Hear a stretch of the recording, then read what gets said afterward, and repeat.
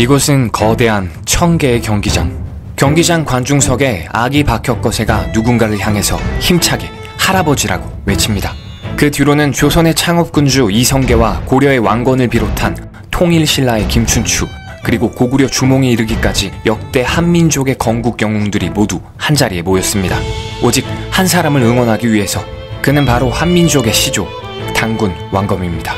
시간은 조금 전으로 인류를 충격과 공포에 빠뜨렸던 1차전이 끝나고 주신급의 신들은 다음 참가자를 논의합니다. 본래 제우스가 나가려던 경기였으나 호루스를 비롯한 케찰코아틀 그리고 아마테라스는 모두 깜짝 놀라는데요. 누구보다 이 라그나로크를 잘 아는 오딘이 후딱 끝내버리자며 스스로 초반부에 나서겠다고 하는 것이었죠. 신과 인류의 결투는 터무니없이 건방지고 무모한 것이다. 이런 싸움을 길게 끌 이유가 없다는 것이 그의 뜻이었습니다. 아니, 끝판왕급 주신이 이렇게 일찍 참전한다는 소식은 인류 측에게도 순식간에 전해졌고 4대 천사단과 발키리들은 오딘을 상대할 수 있는 자는 인류 역사에 한 사람밖에 없다는 결론을 내리는데요. 그리하여 명단에 없던 한 남자를 찾아갑니다. 인간이며 동시에 신이기도 한 한 사람을. 그렇게 단군의 등장과 함께 한국 관중석은 뜨겁게 환호하고 저 멀리 걸어오는 오딘은 고개를 저으며 안타깝다는 듯이 단군에게 묻죠. 너 정도면 사실 신이라 할 수 있지 않은가? 왜 구태여 인간의 편에 서서 결과가 뻔한 싸움에 그대의 영혼마저 거는 거냐고. 원한다면 이곳에서 충분히 즐거움을 누릴 수 있을 것이다.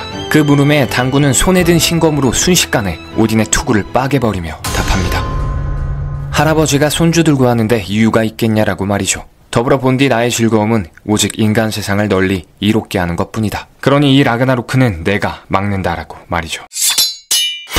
하지만 몇 번의 합이 지나가고 절대로 부서지지 않는다는 오딘의 창 국리르는 단군의 신검을 처참히 부숴버리며 저 멀리 날려버립니다.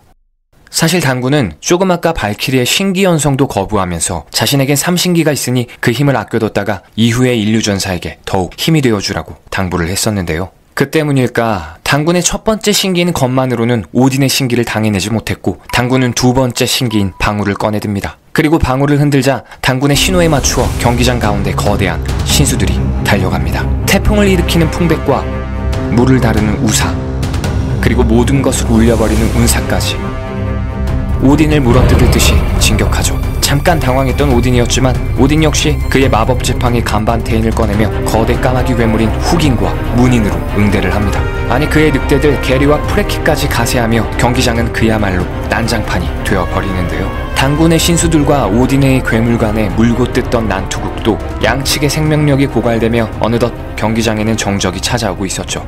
오딘은 신도 인간도 나와 이만큼이나 싸울 수 있던 이는 없었다며 단군에게 경의를 표합니다. 그러나 최고 신과의 역량의 차이는 명확한 법이다. 이제 마무리를 짓겠다며 그동안 가려왔던 그의 한쪽 안대를 벗습니다. 그러자 순식간에 경기장은 칠흑 같은 어둠에 휩싸여 버립니다. 먼 과거 오딘의 안대에는 어떤 비밀이 있었죠. 오딘은 세상의 모든 숨겨진 지혜와 만물의 이치를 알고 싶어 했습니다. 그래서 그 모든 지혜를 이룰 수 있다는 샘물을 마시기 위해 현자의 신 미미르를 찾아갔는데요. 미미르는 샘물을 제공하는 대가로 오딘의 한쪽 눈을 요구했고 오딘은 덤덤하게 자신의 눈을 뽑아주며 지혜의 샘물을 마실 수가 있었죠. 그 뒤로 한쪽 눈으로 지혜의 광명을 얻은 오딘은 나날이 그의 마법이 강해질수록 반면 그가 뽑았던 다른 한쪽 눈의 어둠은 날이 갈수록 더욱 칠흑처럼 깊어지고 있었기에 제어하기 힘들 만큼 커져가는 어둠을 오딘은 안대를 통해 봉인해오고 있던 거였습니다. 이윽고 지금 이 경기장에서 해방된 그의 어둠은 삽시간에 모든 빛을 집어삼켰고 경기장 그 누구도 아무것도 보이지 않는 껌껌함 속에서 오직 오딘만이 자유롭게 단군을 공격하기 시작했습니다. 이렇게 허탈하게 2차전이 끝나가려는 순간 단군은 뜬금없이 깊은 어둠 속에서 오딘에게 천부인을 아느냐며 어떤 이야기를 하나 들려줍니다. 아주 먼 옛날 단군의 아버지인 환웅은 인간계를 다스리기 위해 내려오면서 세 가지 신물인 천부인을 가지고 왔는데요. 이후 웅녀와 결혼하며 단군을 낳았고 초대 단군인 그에게 이 천부인을 전해주게 됩니다. 아주 강한 검이 그의 첫 번째 신물이요, 날씨와 신수를 다룰 수 있는 방울이 두 번째 신기였죠. 그리고 세 번째 신물인 거울의 이야기를 합니다. 환인께서 환웅에게 전해주어 단군에 이른 거울. 이 거울은 깜깜했던 초고대의 인류에게 언제나 밝게 빛나는 등불처럼 지구를 비추어 주었고 지구를 비추며 그 모양과 세계의 지도를 알려주던 거울의 역할을 해주었던 거죠. 네, 그건 바로 달이었습니다.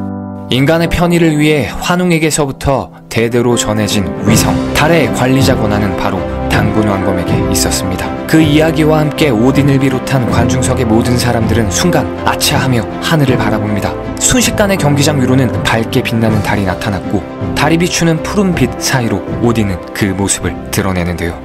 오딘은 이 상황이 정말 대단한 광경이라고 경악하면서도 그래봐야 승부는 다시 원점일 뿐이라고 말합니다. 이에 단군은 아직 내 천부인의 이야기는 모두 끝난 것이 아니라고 다시 답하죠. 사실 내가 가진 천부인의 비기는 달이 아니다. 모두가 지금껏 부서져 날아가 버렸다고 생각했던 단군의 첫 번째 신기. 그 검은 초고대 신계 문명에서 만들어냈던 무한한 형태 변형 합금의 검이었습니다. 사실 단군의 검은 절대로 부서지지 않고 표적을 놓치지 않는 오딘의 창 국리르를 떼어놓기 위해 부서진 조각처럼 모양을 바꾸어 국리르를 유인한 채 그의 세 번째 신기인 달에 올라가 있었던 거였죠. 오딘의 창 국리르는 언제나 주인에게 부메랑처럼 돌아온다. 그렇기에 국리르를 감싸 안으며 더 큰 창의 모양으로 변형했던 단군의 검은 경기장이 달에 나타나면서 다시 주인에게로 날아오고 있었습니다. 아니, 번개처럼 빠르게 활강하고 있었죠. 단군의 그 말이 끝나기가 무섭게 정말 순식간에 단군의 창은 오딘의 심장을 뚫어버리고 바닥에 꽂혀버립니다. 푸른 달빛 아래 정막이 흐르는 경기장에는 거대한 롱기누스의 창처럼 보이는 단군의 검과 그 아래 놀란 표정으로 굳어버린 싸늘한 오딘의 죽음이 마치 영화처럼 보일 뿐이었습니다.